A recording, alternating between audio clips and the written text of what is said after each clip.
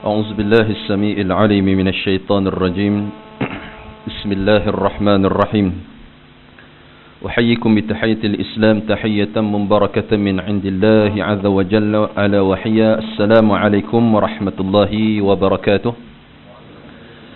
الحمد لله الذي أرسل رسوله بالهدى ودين الحق ليظهره على الدين كله ولو كره المشركون. أشهد أن لا إله إلا الله وحده لا شريك له وأشهد أن محمدا عبده ورسوله. اللهم صل وسلم على هذا النبي الكريم إمام المتقين حبيب الرب العالمين وعلى آله وأصحابه ومن دعا بدعوته واقتدى بسنته إلى يوم الدين. سبحانك لا علم لنا إلا ما علمتنا إنك أنت العليم الحكيم. رب اشرح لي صدري ويسر لي أمري واحلل عقدة من لساني يفقه قولي. رب يسر ولا تعسر رب تمم بالخير. رب أدخلني مدخل صدق وأخرجني مخرج صدق واجعلني من لدنك سلطانا نصيرا. أما بعد. Terima kasih Tuan Pengerusi Majlis Haji Wan, seterusnya muslimin muslimat mudah-mudahan dirahmati Allah Subhanahu wa taala. Alhamdulillah. Pertamanya dan selamanya marilah sama-sama kita rafakkan setinggi-tinggi syukur kita kepada Allah Subhanahu wa taala kerana diberikan kesempatan untuk kita berhimpun pada tengah hari ini. Di tengah-tengah hari ini Allah Taala berikan keinginan dalam hati kita. Allah Taala pimpin jiwa kita untuk sama-sama kita meluangkan sedikit masa kita untuk kita mendengar nasihat, tazkirah. Mudah-mudahan apa yang kita lakukan ini, apa yang kita usahakan ini, Allah Ta'ala akan catat ia sebagai satu amal yang soleh, sekaligus menjadi amal yang mana akan menyelamatkan kita daripada segala fitnah dan segala siksaan azab Allah Ta'ala bagi mereka yang lalai. Muslimin muslimat yang dirahmati Allah Subhanahu wa Ta'ala sekalian, saya kiranya hari ini hanya sekadar menggantikan Al-Fadil Ustaz Kamal Asy'ari. Kamal Asy'ari. Jadi mudah-mudahanlah penyampaian saya pada hari ini walaupun tidak sama dengan Ustaz Kamal Asy'ari. Dia orang kiranya orang dalam ceramah ni dia lamalah. Saya ni baru nak bertapak kiranya. Mudah-mudahan Allah Ta'ala akan buka hati kita bersama untuk sama-sama kita menghayati satu pesanan Nabi sallallahu alaihi wasallam untuk kita kongsikan pada tengah hari ini. Satu hadis yang Nabi sallallahu alaihi wasallam menyebut daripada Adi ibn Hatim, seorang sahabat Nabi yang bernama Adi ibn Hatim. Adi ibn Hatim. Hadis ini boleh kita tengok dan boleh kita kutip di dalam kitab karangan Al-Imam Nawawi yang berjudul Nasaihul Ibad, yakni kitab yang menceritakan tentang perihal tentang petua-petua bagi bakal-bakal penghuni syurga. Jadi siapa-siapa rasa-rasa nak jadi penghuni syurga, dapatkan kitab ini. Kalau tak nak dapat kitab tu pun tak apa. Kita dengar hari ni, kita insya-Allah dah kira penghuni syurga juga. Sebab kita dah duduk dalam taman syurga. Kan Nabi kata, duduk dalam majlis ilmu itu taman syurga. Syurga ini disebut dalam Al-Quran. Syurga ini disebut dalam hadis. Ketenangan dia dahsyat. Itu sebabnya kita jangan pelik. Kalau duduk dalam majlis ilmu, ada orang yang tidur. Sebab tenangnya dia di dalam taman syurga. Itu biasa. Tidur itu kebiasaan dalam majlis ilmu. Tak apa, tidur pun dapat pahala. Jadi kita berkumpul hari ini semata-mata kerana Allah Ta'ala. Kalau tak dapat pahala, kita tak dapat manfaat daripada ilmu pun, kita dapat manfaat daripada doa para malaikat bagi orang yang duduk dalam majlis ilmu. Hadis tu panjang cerita dia. Jadi satu riwayat daripada Adi ibn Hatim, bahawasanya Nabi SAW pernah bersabda, qala Rasul sittatun asya', yang mana kata Nabi SAW, yang mana arba'atun jawahirun. Tadi hadis lain, minta maaf. Arba'atun jawahirun fi jismi bani Adam yuziluha arba'atun asya', ammal jawahirul fal aqlu wad din wal haya wal amal salih fal ghadabu yuzilul aql wal hasadu yuzilud din wat tama'u yuzilul haya wal ghibatu tuzilul amal salih atau kama qala. Yang mana maksudnya kata Nabi SAW, di dalam tubuh anak Adam ini, semua anak Adam, semua yang Allah Ta'ala cipta, Allah Ta'ala telah berikan kepadanya 4 permata yang sangat berharga. Kenapa Nabi menggunakan jawahir? Al-jawahir ini merujuk kepada permata. Bila permata itu manusia akan nilai, manusia akan meletakkan dia satu benda yang sangat-sangat berharga, yang patut disimpan, yang patut digilap, yang patut diletakkan pada tempat yang termulia. Artinya Nabi kata setiap anak Adam itu ada 4 permata yang terhimpun di dalam jiwanya. Kata Nabi SAW, apakah 4 permata yang ada di dalam diri kita itu? Yang pertama sekali kata Nabi SAW, ammal jawahiru, ketahuilah permata yang terhimpun, permata yang ada di dalam jiwa kamu itu wahai anak Adam. Yang pertama fal aql, yakni akal. Permata yang sangat berharga Allah Ta'ala lengkapkan dalam jiwa, dalam diri anak Adam. Yang pertama kata Nabi, akal. Kerana adanya akal membezakan antara kita manusia dan juga hayawan. Kita tengok. Manusia dan orang hutan, bezanya adalah akal.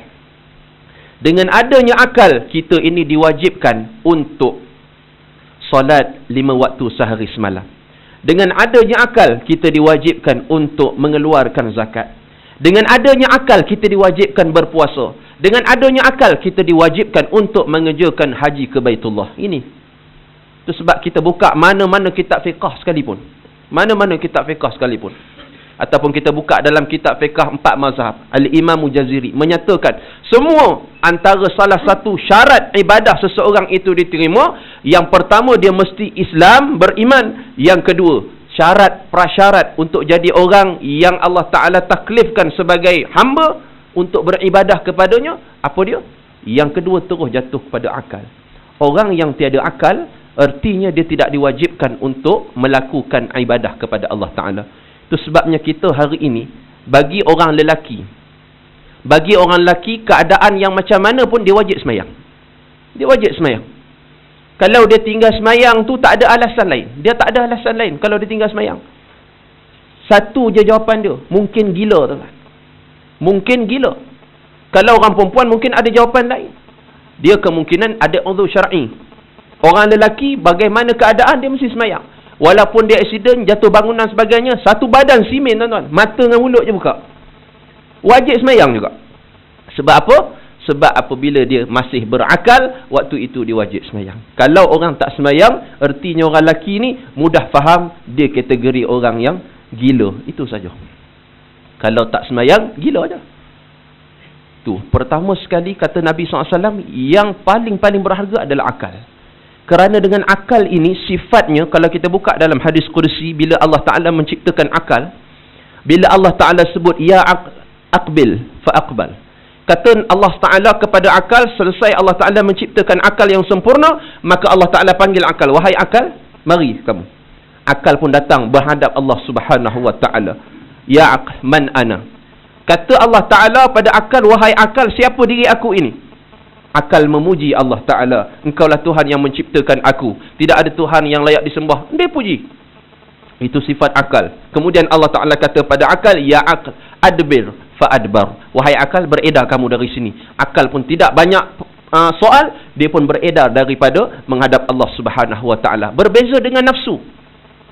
Nafsu apabila Allah Ta'ala panggil dia pergi, tapi lambat. Allah Ta'ala panggil, wahai nafsu, ya nafs, aqbil. Nafsu dia buat tak tahu tuan. Allah Ta'ala panggil berkali baru dia datang. Ni, nafsu punya sifat tuan. Apa Allah Ta'ala tanya pada nafsu? Ya nafs, man ana. Nafsu kata, ana, anta. Aku, engkau lah. Ini nafsu punya perangai tuan. Dia berbeza dengan akal. Akal dia sentiasa taat. Itu sebabnya orang yang mempunyai akal yang sempurna, apa saja perintah, titah perintah Allah Ta'ala yang termaktub di dalam Al-Quran, dia takkan tolak. Dan dia akan ikut keseluruhan apa yang Allah Ta'ala telah tetapkan dalam Al-Quran. Dia tak ada banyak persoal. Ini boleh ke buat gini, adil ke hukum ni dan sebagainya. Dia tak soal. Ini akal yang sempurna. Kalau kita dok persoal, apa yang ada dalam Quran ni boleh jadi ke? Apa yang ada dalam Quran ni elok ke untuk kita buat? Maka persoalan begitu dua. Satu, dia akan keluar daripada Islam, murtad. Yang kedua, artinya akalnya masih lagi tidak sempurna. Tu. Yang pertama sekali akal. Itu sebab Islam mengharamkan kita untuk menghilangkan akal kita, baik daripada minum arak, isap dadah dan sebagainya. Sebab ini permata. Sebab apa Nabi kata permata? Permata ni kita kena duk jaga baik-baik. Apa sajalah barang berharga kita, contoh barang yang kita sayang, apa saja benda yang kita sayang. Benda yang kita sayang, orang perempuan kata barang yang dia sayang, emas. Emas tu ada kalau letak atas TV, dia duduk dekat cushion je ke? Tak. Dia bungkus cantik tak? Ada kotak dia. Kotak tu bukan saja kotak, ada nombor pin lagi. Letak lagi dalam almari. Almari ada peti besi. Peti besi, pin lagi. Peti besi, kunci lagi. Ni, kunci lagi. Almari tutup lagi. Lepas tu ada kain langsir lagi. Macam Haji Bakhir tuan-tuan. Dia ada langsir dia tuan-tuan. Takut orang datang minta derma kan. Ni. Ada langsir lagi. Kemudian bilik dia kunci lagi. Pintu rumah kunci lagi, grill lagi. Pintu pagar kunci lagi, ada CCTV lagi.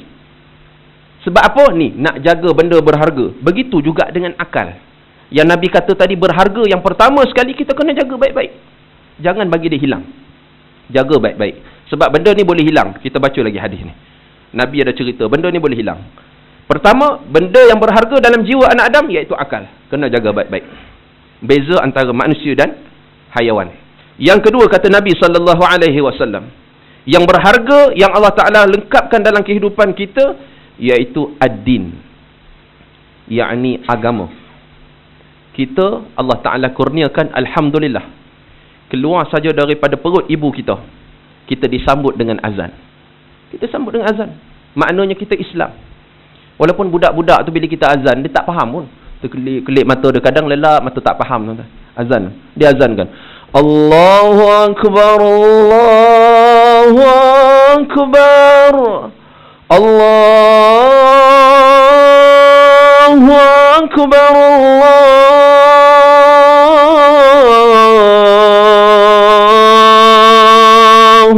Akbar. Azan tuan-tuan. Budak tak faham pun. Cuma nak ingatkan kembali. Dulu ikrarnya di alam roh, alastu bi rabbikum, qalu bala. Apa kau nak kata aku ni Tuhan kamu ke? Semua roh kata ya, kau Tuhan kami. Qalu bala. Kita mengaku. Lahir saja daripada, keluar daripada rahim ibu kita, kita dipanggil sebagai insan. Itu sebabnya lupa. Bagaimana nak ingatkan? Itu kalimah azan yang menyambut kita pada hari kelahiran kita. Kalimah azan. Walaupun sekarang ni tuan-tuan, ada orang yang dia sambut bayi, dia tak azan tuan-tuan. Dia tak azan. Dia subkan pada handphone tuan-tuan. Dia tak pandai azan, dia buka handphone, letak telinga anak. Saya nampak depan mata saya sendiri. Buka, letak, subhanallah. Ingat benda projek ke sub? Azan anak pun sub juga. Sub kat handphone tuan-tuan. Dia pakai sub juga. Dia jadi masalah. Kan? Jadi dia tak azan pada anak. Kita diazankan. Tak faham budak tu, tak faham. Walaupun kadang-kadang kita lihat, bukan budak kecil tak faham, budak besar pun tak faham azan. Orang azan terpekik-terpekik, dia relax, kita semayang. Ada juga orang tak faham. Jadi kita ni bila ada akal, kita kena terima semua tu. Yang kedua, agama tadi. Agama Allah Ta'ala lengkapkan dalam kehidupan kita. Kita alhamdulillah lahir saja dah Islam. Ada kawan-kawan kita mungkin lahir dia bukan Islam, dia kena cari agama. Tapi kita hari ni yang duduk dalam rumah Allah Ta'ala ni, kita dah menganut agama Islam dan kita sudah pun berada di dalam Islam. Alhamdulillah. Ini permata yang patut kita jaga. Tapi banyak orang kita, dia tak jaga agama dia. Dia rasa seolah-olah agama itu menyusahkan kehidupan dia. Kena tutup aurat, kena pi haji, kena bayar zakat, kena solat dan sebagainya. Dia rasa menyusahkan. Sehingga kan ada orang menyatakan dia tidak rela dan dia tidak selesa dalam Islam ni, kerana Islam ni itu tak boleh, ini tak boleh dan sebagainya. Ini jadi masalah. Nabi kata permata yang kedua yang Allah Ta'ala hadiahkan kepada kita, kurniakan kepada kita adalah agama. Alhamdulillah Allah beri agama. Kena jaga permata ni. Yang ketiga, kata Nabi SAW, permata yang ketiga yang patut engkau jaga, iaitu kata Nabi SAW, al-haya, yakni perasaan malu. Perasaan malu. Malu itu adalah separuh daripada iman. Malu yang bagaimana? Artinya kita malu untuk melakukan kemaksiatan kepada Allah Subhanahu Wa Taala kerana kita menumpang atas muka bumi Allah. Menumpang atas muka bumi Allah Ta'ala. Kita malu. Bila kita duduk rumah kita dekat dengan surau masjid, kita malu dengan Allah Ta'ala. Kerana apa? Sepanjang aku duduk sini, aku tak pernah sampai rumah Allah Ta'ala. Malu kita. Malu kita nak tinggal, nak buka aurat depan orang ramai. Bukan kerana kita malu pada orang, tetapi malu kita kepada Allah Ta'ala. Kerana Allah Ta'ala mensyariatkan kita menutup aurat dan sebagainya. Maka kita malu nak berhadapan dengan orang tanpa mentaati perintah Allah Ta'ala. Sebab dunia ini Allah Ta'ala punya. Kita tumpang saja. Kita tumpang saja. Maka segala perintah Allah patut kita ikut. Segala perintah Allah patut kita junjung. Tak boleh kita bantah. Kerana kita selaku makhluk yang namanya manusia ini menumpang hidup atas muka bumi Allah Subhanahu wa ta'ala. Muslimin muslimat yang dirahmati Allah Ta'ala sekalian, itu dia patut ada sifat malu. Sebab sifat malu ini sekiranya dia hilang di dalam diri kita, maka dia akan secara sekaligus iman kita juga akan hilang.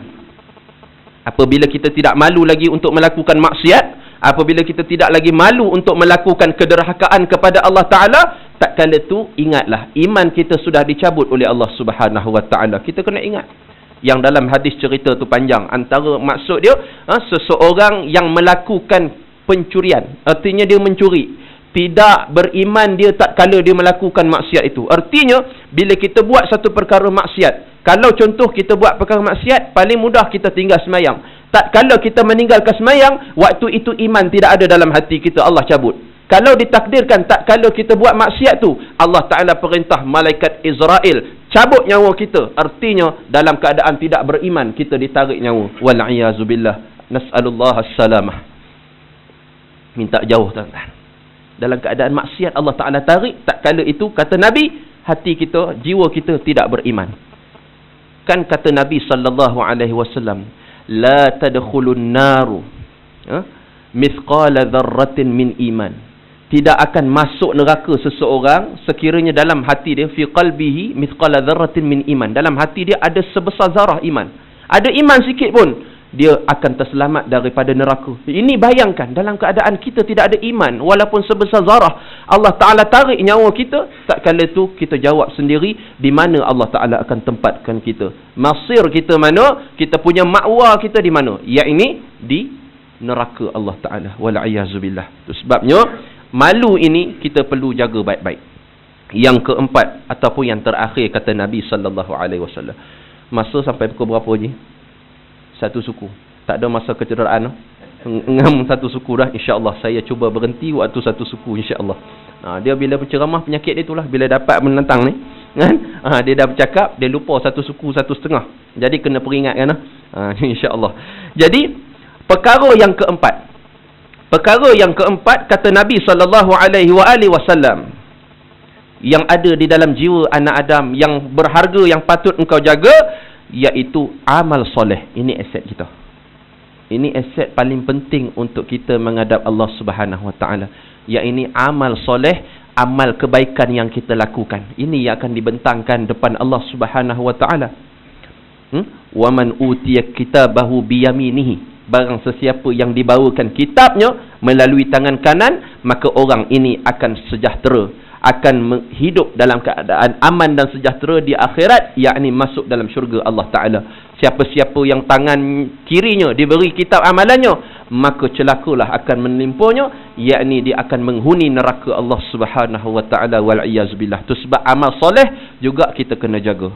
Diringkaskan muslimin muslimat dirahmati Allah Ta'ala sekalian, keempat-empat permata tadi ini dia boleh hilang, dia boleh lenyap dalam jiwa anak Adam, dia boleh terhakis daripada jiwa anak Adam dengan empat perkara juga. Yang pertama kata Nabi sallallahu alaihi wasallam, yang mana boleh menghilangkan akal itu, kata Nabi, fal ghadabu yuzilul aqal. Kata Nabi sallallahu alaihi wasallam, akal itu boleh hilang dengan panas baran ataupun marah tak tentu pasal. Ni, fal ghadabu yuzilul aqal, kata Nabi. Marah itu, sifat panas baran itu boleh menghilangkan akal seseorang. Kita tengok orang yang kuat marah ni tuan-tuan, kadang-kadang tindakannya di luar daripada jangkaan akal manusia yang waras. Kita tengok orang yang marah duk mengamuk-ngamuk ni, kadang boleh duk libah orang, kadang boleh duk terajang orang, kadang boleh buat perkara-perkara yang kita kata tak patut dia buat seorang manusia. Yang jenis panah barang yang dengan anak dan sebagainya, dia pukul anak, dia terajangnya anak, kadang sampai laporan menceritakan anak itu sampai mati dan sebagainya. Sebab apa? Sifat panah barang ini menghilangkan akal seseorang. Tu kita ni muslimin muslimat dirahmati Allah Ta'ala sekalian, kena kurangkan perasaan panah barang kita ni. Bagaimana kita ni nak menghilangkan rasa marah kita, rasa panah barang kita? Dia ada zikir dia, ahli sufi, dia menyusun.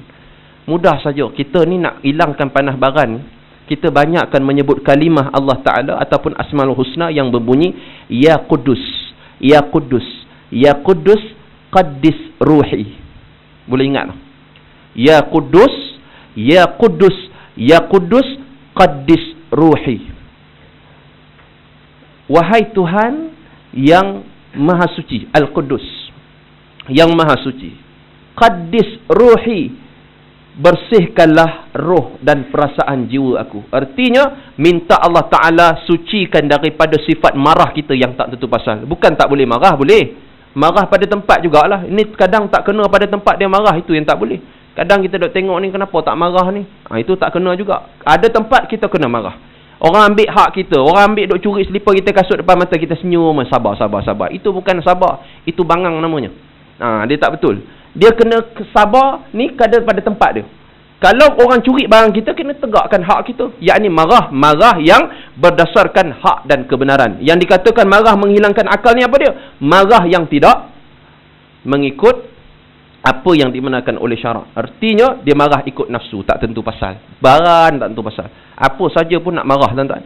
Tengok orang lambat sikit marah, orang jalan tak betul sikit marah. Ni cerita marah panah barang tak panah barang ni, siapa-siapa pun tuan-tuan dirahmati Allah Ta'ala sekalian, dalam rumah Allah ni semua boleh, tak ada masalah. Muka semua kira muka penyabar. Nak tengok penyabar tak penyabar, barang tak barang, bagi dia pegang steering, tuan-tuan. Duduk tengah jam, tengok dia barang tak barang waktu tu. Apa saja lalu salah, tuan-tuan. Apa saja lalu salah. Orang silap masuk sikit, dohon dia maki dan sebagainya. Dalam kereta, tuan-tuan. Dia tak fikir yang dia marah, yang dia maki tu, orang yang bawa kereta tu bukan dengar pun. Dia maki diri dia sendiri. Dalam kereta ni apa ni, semua dia sebut, tuan-tuan. Sebenarnya dia sedang maki diri dia sendiri. Jadi kita dalam hal macam ni, kita kena sabar, tuan-tuan. Kita kena sabar banyak-banyak. Jangan kita marah tak tentu pasal. Sebab bila marah tak tentu pasal ni, dia boleh hilangkan akal kita. Akal kita. Itu sebabnya dalam hal marah ni, muslimin muslimat dirahmati Allah Ta'ala sekalian, kalau kita terlampau marah sangat pun payah juga. Orang pun tak suka dengan kita. Apa nak cakap pun orang takut, tuan-tuan. Marah tak tentu pasal. Jadi kena jaga baik-baik. Akal kita boleh hilang dengan perasaan marah. Tadi, zikir untuk elakkan daripada banyak marah ni, kata ahli sufi, hendaklah kita ini banyak membaca kalimah Ya Qudus, Ya Qudus, Qudus, Qaddis Ruhi. Tengah malam pun bangun, boleh kita buat Ya Qudus, Ya Qudus, Ya Qudus, Qaddis Ruhi. Cuma bagi orang perempuan kena pesan sikit yang dah bersuami, kena minta izin suami dulu malam-malam. Bang, malam ni nak bangun, nak zikir Ya Qudus. Takut nanti masalah malam suami bangun, dia duduk sorang-sorang Ya Qudus, Ya Qudus, Ya Qudus. Qudus mana pula orang rumah aku ni? Jadi masalah, tuan-tuan. Orang perempuan dia kena minta izin dulu kat suami. Malam ni bang, saya nak mula zikir ni Ya Qudus ni, Ya Qudus. Ya Qudus. Minta Allah Ta'ala sucikan kita punya sanubari daripada perasaan marah. Dalam keadaan perasaan marah ni pun dia ada beberapa jenis dan kategori marah ni, tuan-tuan. Dia ada banyak jenis marah. Yang pertama, ada orang yang marah tu dia cepat marah. Dan dia cepat marah, lambat reda, tuan-tuan. Dia marah cepat, tuan-tuan. Cepat sangat marah, tapi dia lambat nak reda, tuan-tuan. Ini, ada orang macam tu, tuan-tuan. Kita kena hilangkan benda ni. Ada orang yang jenis orang tu lambat marah. Dah lah lambat marah, lambat pula reda. Ini jadi masalah juga. Yang ketiga, kategori orang yang macam mana? Orang yang cepat marah, cepat pula redanya. Ada macam tu. Siapa, tuan-tuan? Sadiq Segaraga, tuan-tuan. Cepat marah. Dia marah ni Haji Abdul Wahub. Ayah anda marah. Tidak, seronok. Nampak? Ini Abdul Wahub punya bapa mentua, tuan-tuan. Dia cepat marah, dia cepat reda. Ini cerita dia. Tu cerita Piramli ni, dia banyak moral kalau kita boleh ambil, tuan-tuan.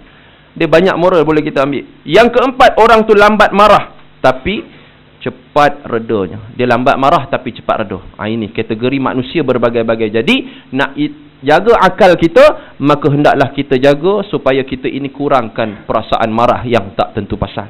Yang kedua, kata Nabi SAW, benda yang boleh menghilangkan permata kedua, yakni agama kita.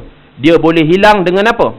Dia boleh hilang dengan perasaan hasad. Agama boleh hilang. Islam itu dalam diri kita boleh hilang dengan perasaan hasadnya seseorang kepada saudaranya. Apa itu hasad, tuan-tuan? Hasad ini adalah perkara yang mana menimpa penyakit dalam hati umat Muhammad, yang mana bila dia melihat orang lain mendapat nikmat, dia rasa tak sedap. Dia tengok kawan dia naik pangkat, patut dia raih. Dia kata tahniah dan sebagainya. Tapi ada dalam hati sanubari dia perasaan yang tidak senang dan nak supaya nikmat itu ditarik balik. Artinya, biar dia tak dapat pangkat tersebut, biar dia tak dapat benda kejayaan tersebut. Artinya, dia rasa dengki dengan kejayaan orang. Ini berlaku dalam umat kita hari ini. Khusus minta maaf cakap dari kalangan orang Melayu kita sendiri yang beragama Islam. Contoh paling mudah kita tengok dalam masalah berniaga, tuan-tuan. Berniaga hari ini kerana hasad, mereka pergi jumpa dengan pawang. Kerana hasad, mereka pergi jumpa dengan Tok Bomoh. Kerana apa? Kerana nak kononnya cari pelaris. Dan supaya kenakan orang di sebelah, orang yang menjaga di sekelilingnya, tak nampak dengan kedai dan sebagainya. Benda ni berlaku. Walaupun kita rasa sekarang ni zaman moden ada ke? Ada, tuan-tuan. Orang nak panggil kita macam-macam berlaku, tuan-tuan. Dia masak nasi, dah tak nak nasi ni tengah panas. Nasi tu bila dah masak, tuan-tuan, nasi tu bau masam. Dia tukar sekali lagi, masam juga. Yang ada masak, tapi bila cedok belah atas nasi itu semua tak masak. Dia jadi jelatah, tuan-tuan. Dia jadi kiranya nasi mentah, tak masak. Orang makan sakit perut, tuan-tuan. Gulai dia tengah menggelegak, tuan-tuan, basi. Ni kerana sihir, tuan-tuan. Kerana angkara hasad dengan nikmat seseorang, kerana hasad dengan kejayaan seseorang, dia sanggup menggadaikan agama dia dengan apa? Dengan melakukan perkara syirik. Kerana hasad tadi menghilangkan agama dia terus. Itu sebabnya bila kita ini syirik, tuan-tuan yang dirahmati Allah Subhanahu wa taala sekalian, la in asyrakta la yahbatanna amaluk.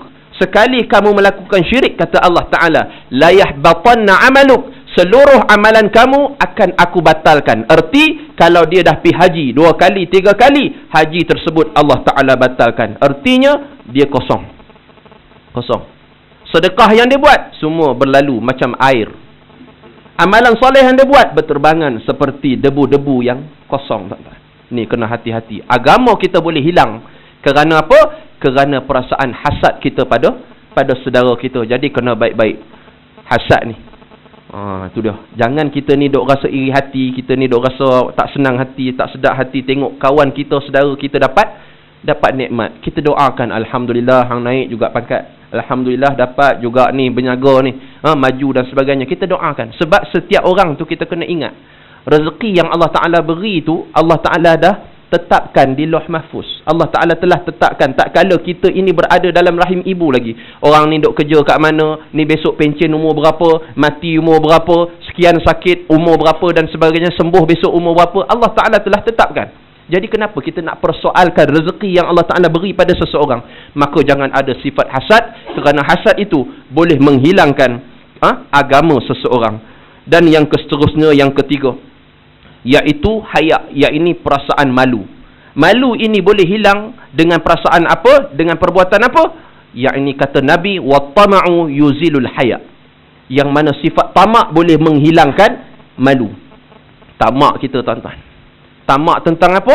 Tamak tentang dunia, tuan-tuan. Kita duk cari dunia siang malam pagi petang sehingga tidak ada masa untuk kita menghadap Allah Taala. Bilal memanggil kita mendirikan sembahyang, hayya 'alas salah.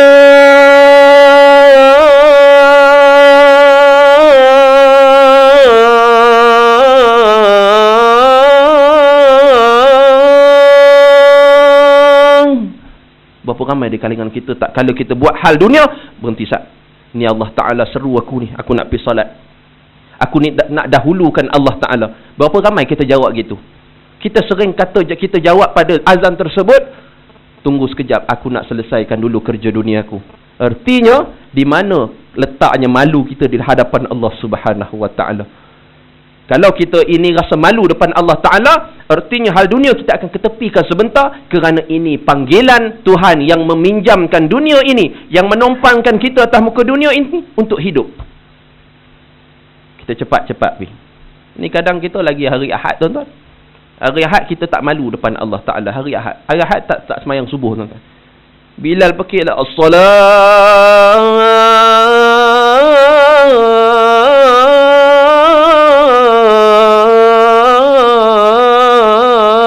khairum minan naum. Kita duk relax lagi peluk bantal tuan-tuan. Bantal duk atas dada ni. Orang rumah kita, bang, bangun subuh bang. Dia pun jawab, ahadun ahad, ahadun ahad. Macam Bilal bin Rabah. Bilal duk batu atas dada. Ni kita duk ni bantal atas dada. Suami dia pun jawab ahad ahad. Rupa isi dia kata, rupa hari Ahad. Bukan Bilal bin Rabah tuan-tuan. Nah, bantal atas dada tak mampu untuk bangun pagi tuan-tuan. Hari Ahad kerana cuti. Ni tak malu kita depan Allah Taala. Bila kita ada perasaan malu tuan-tuan, maka itu Allah Ta'ala akan nilai kita beriman ataupun tidak. Tapi malu itu boleh hilang, kata Nabi, dengan perasaan tamak yang melampau-lampau. Ni tamak ni, cerita tamak ni pula panjang tuan-tuan. Saya ringkaskan. Sebenarnya tamak ni, orang yang tamak pada harta dunia ni, dia tak ke mana pun tuan-tuan. Dia tak ke mana. Satu kisah tuan-tuan, untuk penutupnya tuan-tuan. Untuk penutup. Dia bila ceramah ni, tak boleh lama-lama tuan-tuan. Tak boleh lama-lama. Pasal guru saya sendiri kata tuan-tuan, kalau orang-orang dah diam, dah faham tunduk tu, artinya itu signal suruh berhenti dah tu. Itu saya pegang kata guru saya tuan-tuan, dia suruh berhenti. Tapi ini untuk kita punya renungan akhir tuan-tuan. Yang mana bila tamak ni tak bawa apa-apa faedah pun tuan-tuan. Orang kita selalu kata kalau tamak ni selalu rugi. Ya, rugi tuan-tuan. Memang rugi sungguh. Sebab apa? Bila kita tamak ni, apa yang kita inginkan tu pasti dia akan memakan diri. Macam 3 orang perompak tuan-tuan. 3 orang perompak, dia dapat 3 ketul mah tuan-tuan. 3 peti mah tuan-tuan. Kawan ni yang 2 ni kata, tak apa, kita dapat seorang satu. Awal seorang satu tuan-tuan. Lama dia kata, aku tunggu peti mah ni, hang pergi beli makan. Yang seorang naik kuda, pergi beli makan tuan-tuan. Pergi beli makan. Pasal apa? Ni, lapar ni. Yang 2 lagi ni tunggu mah 3 peti mah. Kemudian dipendekkan cerita, yang 2 tadi tu merancang, yang kata kalau kita bunuh kawan kita yang seorang tu, kita dapat seorang 1,5 peti. Artinya dah banyak. Ya, tak, ya juga banyak ni. Sifat tamak tuan-tuan. Sifat tamak. Balik yang orang seorang ni bagi makan orang ni. Dia bagi makan orang ni, yang 2 tadi tu sampai saja kawan bagi makan, dia piap pancung kawan dia, mati yang seorang tu. Rupanya yang seorang tadi lagi dahsyat tuan-tuan. Dia kata kalau aku bunuh 2 ekor mangkuk tu, aku dapat 3 seorang lagi kaya aku. Nampak? Lagi kaya aku. Rupanya tuan-tuan dirahmati Allah Taala sekalian, pi kedai tadi, dalam makanan tu dia buah racun. 3 gol tuan-tuan. Tak ada seorang pun dapat harta tersebut. Artinya mabuk dengan dunia ni, kiranya tamak dengan dunia ni, habis tuan-tuan. Habis. Tak ada apa pun. Jadi tamak itu boleh menghilangkan malu. Dan yang terakhir. Ini sebenarnya nak dengar akhir. Ni akhir. Ni tadi tu separuh akhir. Ini akhir sungguh tuan-tuan. Jangan risau, insya-Allah satu suku saya berhenti. Baik. Yang akhir sekali kata Nabi SAW, yang menghilangkan amal soleh kita apa dia? Wal ghibatu tuzilul amal soleh, iaitu mengumpat menghilangkan amal soleh kita. Jadi kena hati-hati dalam bab mengumpat. Dalam bab mengumpat. Apa ta'rif mengumpat? Zikraka akhaka bima yakrah. Sahabat tanya Rasulullah, apa kita mengumpat? Nabi jawab, zikraka akhaka bima yakrah. Kamu menyebut satu perkara itu, yang mana perkara itu walaupun benar, orang yang kamu kata itu dia tak suka dengar. Walaupun betul tuan-tuan. Kita duk cakap. Ni orang ni gini-gini. Memang betul dia buat. Tapi dia tak suka dengar kita cakap tu. Itu mengumpat tuan-tuan namanya. Kalau dia cakap benda tersebut tak betul, maka itu namanya fitnah. Mudah saja. Kita duk cakap hal orang apa ni semua. Walaupun depan orang kita kata, bila duk cakap depan ni dia kata bukan ngumpat belakang. Tak. Walaupun cakap depan, orang yang kita kata tu dia tak suka, maka itu namanya mengumpat. Maka kena hati-hati, mengumpat ini boleh menghilangkan amal soleh. Sekali kita umpat saudara kita itu, dia tak suka duk dengar, pahala kita akan berpindah pada dia.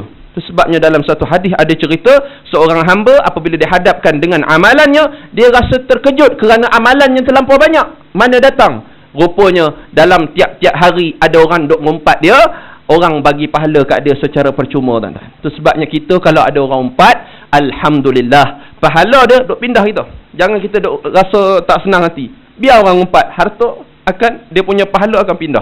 Sebab Hasanul Basri tuan-tuan. Hasanul Basri, dia bila tahu orang mengumpat, dia pergi cari rumah orang tu. Kita kalau tak tahu orang mengumpat, kita cari rumah, kita buat apa?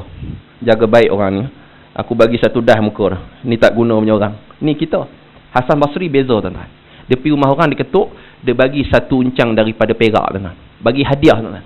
Orang duk terkejut, ni kenapa pula bagi hadiah kat aku ni? Dia kata, terima kasih banyak, saya tahu tuan selalu ngumpat saya, jadi pahala yang tuan buat semua datang kat saya, ini habuan tuan. Kalau ada masa, ngumpatlah lagi. Itu cara dia. Kita kalau tahu kawan kita ngumpat, kita bagi hadiah. Esok kita bagi bunga satu. Ni apa hal ni kak? Ini awak semalam ngumpat saya, terima kasih banyak. Ada masa lapang, ngumpat lagi lah. Jadi pahala pindah pada kita. Percuma saja pahala tu datang, subhanallah. Tapi dalam bab mengumpat ni, muslimin muslimat dirahmati Allah Ta'ala sekalian, ada mengumpat yang dibenar syarak. Ada mengumpat yang dibenar syarak. Ada 4 kategori. Apa dia 4 kategori itu, muslim muslimat dirahmati Allah sekalian? Itu ada yang dinukilkan oleh Al-Imam Ghazali di dalam kitab Ihya Ulumuddin. Benda-benda yang boleh dibawa umpat. Boleh dibawa umpat. Apa yang 4 tu? Tuan-tuan kena rujuk sendirilah. Masa tak mengizinkan. Jadi yang baik itu datang dari Allah Subhanahu Wa Taala, yang kurang itu dari kelemahan saya sendiri. Saya mohon maaf sekiranya terkasar bahasa dan mengguris hati para jemaah, dan saya ucapkan jazakumullah khairan jaza kerana sudi menjemput saya pada hari ini, walaupun sekadar mengganti saja. Kiranya saya ni pemain gantian lah, bukan pemain utama. Pemain utama tu kira pemain tu nama dah dahsyat kan. Jadi saya ni pengganti saja. Pengganti saja. Mudah-mudahan apa yang saya sampaikan pada hari ini dapat kita kongsikan bersama, baik yang ada dalam ni ataupun kita panjang-panjangkan dengan sahabat-sahabat kita yang tak datang dalam majlis ilmu ni.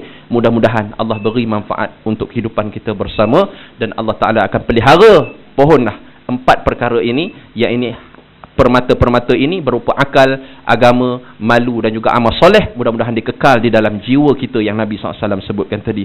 Aku laqali hadza wa astaghfirullahalazim li wa lakum. Assalamualaikum warahmatullahi wabarakatuh. A'udzubillahi as-sami'il 'alim minasyaitonir rajim. Bismillahirrahmanirrahim. Alhamdulillahi rabbil alamin, wassalatu wassalamu ala sayyidina Muhammad wa ala alihi wa sahbihi ajma'in.